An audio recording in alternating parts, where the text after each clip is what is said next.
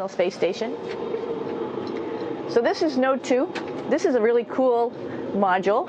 Of course, most of these modules you'll see they have 4 sides, and they're put together. That way we could sort of work on a flat plane, either a wall, a floor, another wall, or the ceiling. But again, all you have to do is turn yourself and your reference changes. The reason I'm bringing that up is because this is where 4 out of 6 of us sleep. And so people always ask about sleeping in space. Do you lie down? Are you in a bed? Not really, because it doesn't matter. You don't really have the sensation of lying down. You just sit in your sleeping bag. So here's one sleep station right here. I'm going in right now. You can follow me if you want. So I'm inside. It's sort of like a little phone booth, but it's pretty comfy. I've got a sleeping bag right here that we sleep in, so we don't have sort of like a little bit of a cover. We don't fly all over the place. But you can sleep in any orientation. I have it feeling like I'm standing up right now, but like you saw, I'm on the floor. But it doesn't matter if I turn over and I sleep upside down. I don't have any sensation in my head that tells me that I'm upside down, so it really doesn't matter.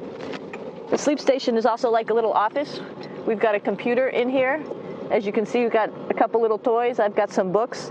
I've got some clothes and other things that make it sort of like home. I'm coming out. And just for reference, that's one sleep station. This one's another. Right here. There's one on the ceiling, if you want to call it. Right here. And then there's a 4th on the other wall over here. So all of us sleep in a little bit of a circle. All right, come on back. There's more to show you.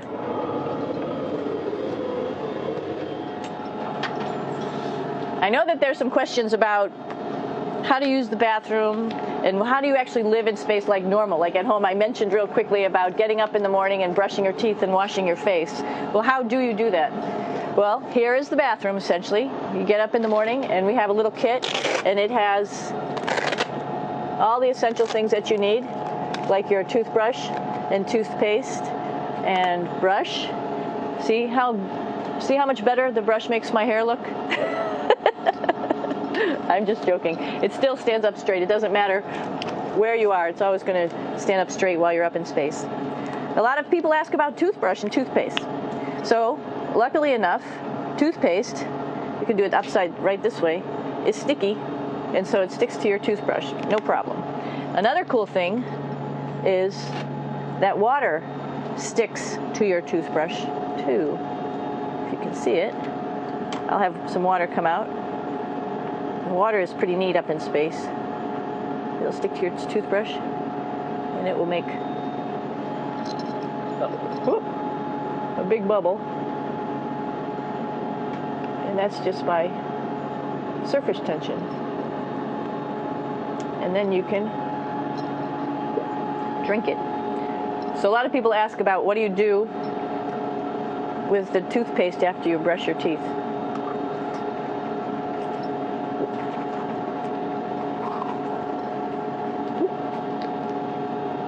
Two options. Swallow it, and it's sort of like mouthwash, but it tastes a little gross. Or you can just spit it out in a paper towel, and then you don't have to worry about it. Swallowing thing I wouldn't recommend at home. I'm only up here for 4 months, so it's not that bad. One of the most pressing questions about living in space, of course, is the bathroom. So let's take a look at that little piece of work. Come on in.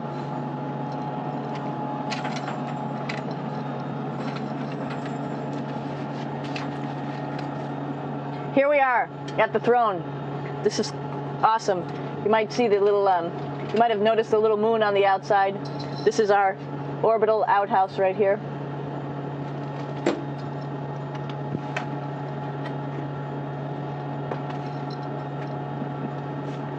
And of course, it serves for 2 functions.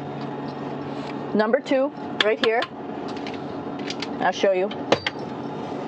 But you see it's pretty small, so you have to have pretty good aim, and you be ready to make sure things get let go the right direction. and it smells a little bit, so I'm closing it up. And that's, of course, for number 2. And this guy right here is for number 1. So they're sort of 2 slightly separate functions, but you can do a little, essentially both, by hanging on right here and doing number 1 and number 2. I might add it's color-coded, so you really don't get it mixed up, which is nice. This is yellows for number 1. And also, there's a selection of paper. People always ask about toilet paper. What do you do with toilet paper? What kind of toilet paper do you have? We have gloves, just because sometimes it does get messy. We have some Russian wipes, which are a little bit coarse if you like the coarse type of toilet paper.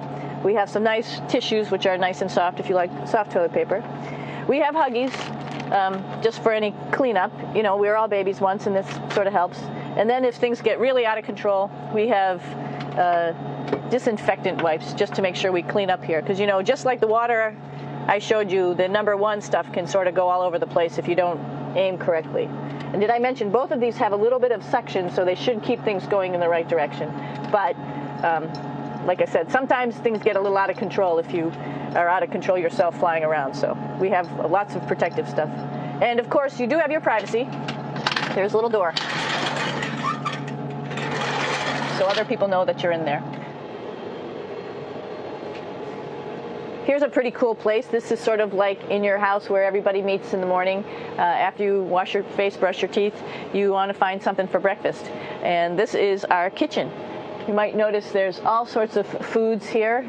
It's like opening the refrigerator. You got all your different stuff that you want to have: drinks, meats, eggs, vegetables, cereals, bread, snacks. And that's a good place. That's where you find all the candy. Side dishes, and then some little power bars just in case. So we have all this type of food. Some of it is dehydrated, and so we have to hydrate it, fill it up with water. Some of it is already made, and then all we have to do is heat it up. So something like this, I'm pulling out barbecued beef brisket. Pretty yummy. Not only is this food made in the U.S., but we also have food here from Japan. We've got Russian food. As you can see, all these red containers are filled with food that's from Russia. And then we get some of our specialty stuff, some things that we like, some of our favorite stuff that your family can send up